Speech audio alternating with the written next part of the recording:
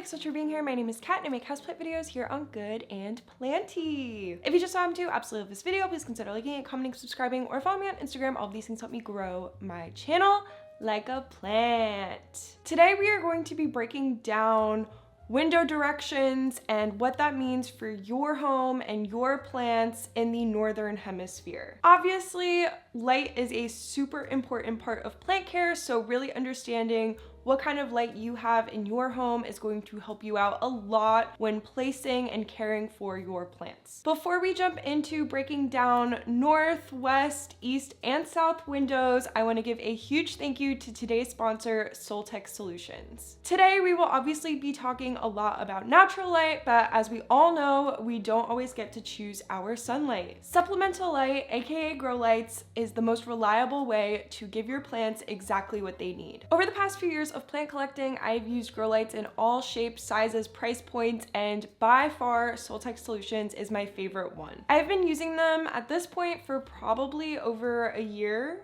Yes. And the progress on my houseplants honestly truly speak for themselves. My first Soltech light is helping out my massive philodendron micans over here in the corner. It keeps the base of the plant really happy and it allows the plant to extend its vines all over my walls, which I absolutely love. Although this plant is by a western facing window, which we will talk about, it did get really dark during the winter and this light really helped keep my micans happy. The size of the leaves on my micans can be attributed to the pole a bit, but the very vertical, healthy, rapid growth of the plant definitely goes towards the Soltech light. The second grow light I have is out in my living room where I do have a skylight, but it really doesn't do much. And I have one window that is always covered. So I really needed extra help in that space. The grow light has promoted new growth on my ZZ plant, which can be really difficult to get. It has also maintained the variegation on my Syngonium albo. And I just placed a Hoya under there that I think it's gonna be a good environment for the Hoya. Hoya really do like a lot of light, so I'm excited to see the progress on that plant as well. In short, Soltech has really helped my plants grow while seamlessly fitting into the feel of my home. It is hands-free because it comes with a self-timer that you just plug into your outlet. And in my opinion, the best part is that it is a very soft, warm, white light, and it is not purple. So if you want to check out Soltech, please visit the link in my description box down below, and you can use code GOODANDPLANTY for 15% off your order. Okay, and now let's talk about natural light. So again, a bit of a disclaimer is I live in the northern hemisphere. That is going to be the basis of what I'm talking about today. And I also live in the East Coast, which does have some effect on the kind of light I get. Light is gonna depend a lot on where you live, so keep that in mind for the remainder of this video. We're gonna kick things off with what most of us would consider to be the worst window, and that is a northern facing window because that is going to provide you the lowest amount of natural light throughout the day. It is so low, in fact, that I typically recommend supplemental lighting in these spaces, especially during the winter time, because it's pretty much considered a low light space. If you're putting plants in rooms with only northern facing windows, definitely set certain expectations. They are most likely not gonna be bursting with growth and thriving. You'll probably just be able to keep them, moderately happy and get a little bit of growth here and there. I really recommend flexible plants for these spots with either low or stable variegation because those plants typically need a bit more light to keep them happy and consistent. I just steer clear and go for a little bit more of a simple plant in these spaces. I have 3 plant suggestions for these spaces, so let me get the first one.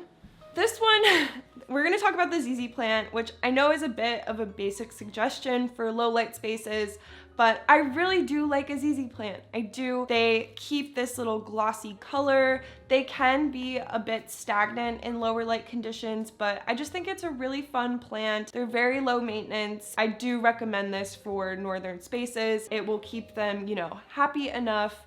And I love the texture and the growth pattern and the shrubby feel of a ZZ. So that's definitely my first recommendation. Oh, okay, going on the opposite end of the size spectrum, I have this really tiny Hoya Burtonnii. Bertonier. The reason I'm putting this plant in here is because, okay, it's not focusing. Hello, that's what she looks like. The reason I recommend this plant is because Hoya can do really well with many different kinds of light. And again, we're not going for stellar with northern facing windows. We're going for surviving. Hoya with low variegation are very adaptable and flexible, and you can truly put them in any space. You'll come to find out. I can assure you that a Hoya will probably at least survive in a northern facing window. Again, you want to steer away from any really vibrant colors or strong variegation and go for a more simple leaf. But Hoya, very flexible. You'll probably just want to water majority of these plants less if they are in northern facing windows because they're getting less sunlight. All right, and the last suggestion, again, I'm sorry, it's a little boring. I spiced it up with the Hoya, but pothos are tried and true. They are not overrated in my opinion. There is so much good about a pothos. They are flexible, they are easy care. If you want a more vining look, this is the way to go. So if you want something a little more vertical and shrubby, you can go ZZ, but vining, pothos is just a really safe bet. This can also apply to some more simple leaved philodendron, but I find that the growth can get a little bit deformed when they get too much low light. Pothos are pretty steady. They just shoot out new growth no matter what. So it is basic, I know, I'm sorry, but I do love pothos for lower light situations, and I definitely take advantage of that in my own home. Now let's move on to the opposite end of the spectrum, which are southern and western facing light. I am clumping these two together because they both provide pretty harsh, direct sunlight. Yeah, the same plants are gonna kind of apply to these spaces. So southern facing windows provide bright, pretty direct light basically all day. Western facing windows provide direct light towards the afternoon, but this is considered to be a warmer light than the morning eastern light, which we will get to. Both of these are pretty harsh direct lights. In these windows, you want to be really careful about burning your plants and letting them get crispy, dehydrated, and chlorotic. I have done that. This room has western facing windows, and if you're not careful, you will end up with this. One second. You're gonna end up with something like this that is super fried, unhappy, and like I said, chlorotic, not very green, and potentially dead. So be careful with that. You definitely want to put hardier plants in these spaces. These leaves were definitely too frail, thin, fragile to really put there. I took a risk and it didn't pay off. Just like how in northern facing windows, you don't want to water too much. When you have plants in these very bright and warm spaces, you're probably going to need to water them a bit more than the plants in the northern facing windows. So just keep an eye on that as well, even for these plants that I recommend for these spaces. The first recommendation I have is not super shocking, but going the succulent and cactus route is going to really pay off for western and southern facing windows. That can be really harsh light, especially depending on your environment. So I really recommend, again, hardy, resilient plants for these windows. You can go simple, you can get like your standard desert cactus like this and it'll be fine. Mine looks a little funny. Or you can get a little more fun with it and get, ow, oh my God, ow. You can get a jungle cactus like this rickrack cactus. Major difference between these two is you're gonna need to water this one a bit more than this one. The rickrack cactus though is a very vocal plant. It'll get wrinkly when it's thirsty, so they're both very easy care and can handle and actually appreciate the higher light. My second recommendation is I'm gonna hit you with the Hoya again. I did warn you, Hoya are so flexible and adaptable that you can put them pretty much anywhere, which I really, really love. This is a Hoya Crinkle 8 right here, and she has been living in my western facing window for quite some time. She loves it, she's happy, she puts out new growth. There is no bleaching of the leaves. Everyone's happy. I actually have 3 or 4 Hoya I keep in my western facing window because they just love it. They can become sun stressed, which some people like because it brings out a little bit more of a reddish pinkish color. The Hoya Sunrise comes to mind, and that's a beautiful sunstress in my opinion, and you might even get more flowers from your Hoya when they are under that stress. But if you don't like to sunstress your Hoya, then just keep that in mind.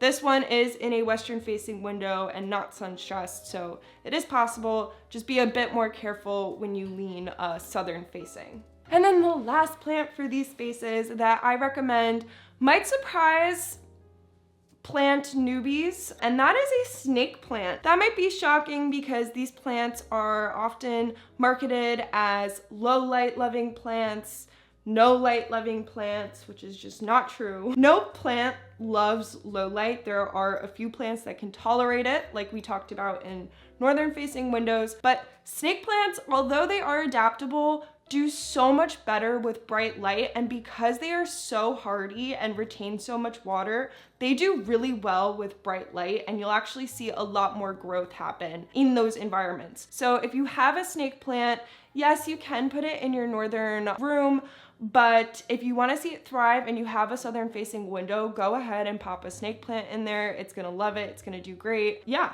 I believe it or not, snake plants, this is a Mikado Fernwood Mikado, one of those. This is probably one of my favorite snake plants. It has lived in my western facing window for about a year, and I have plenty of new growth happening within the nest here.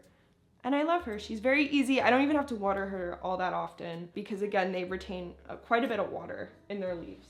All right, and we're gonna end the video on eastern facing windows, which is just like the chef's kiss, most ideal, perfect light that we should all crave in our homes if we have a ton of houseplants. It provides morning light, which is very soft. It's a bit cooler than western light. It gives that perfect, bright, indirect light that everyone always raves about and doesn't really know what it means. It's eastern facing light. It's very ideal. Truly, you could put any plant in this light. It might not be enough for something like a cactus or succulent. You might get some etiolation in your succulents, but in terms of tropical plants, like, you could put anything really in these spaces. To keep on theme though, I will show you 3 plants that I do keep in or would keep in eastern facing windows because I no longer have them. I have Monstera that do really well. So this is a Monstera siltepecana.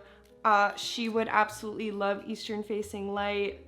Right now I keep her pulled back a few feet away from the western facing window, which does give that bright indirect light, but I would not put her in the windowsill of this. I would only do that in an eastern facing window. So Monstera are great for eastern light. Philodendron are great for eastern light. This is a Philodendron melanochrysum. I was pulling this plant out and I realized I don't really talk about her. And this is a very cool plant. I think I'm a little embarrassed because her leaves are a bit smaller and there's a lot of very cool, mature melanochrysum out there. But you know what? This is her time to shine.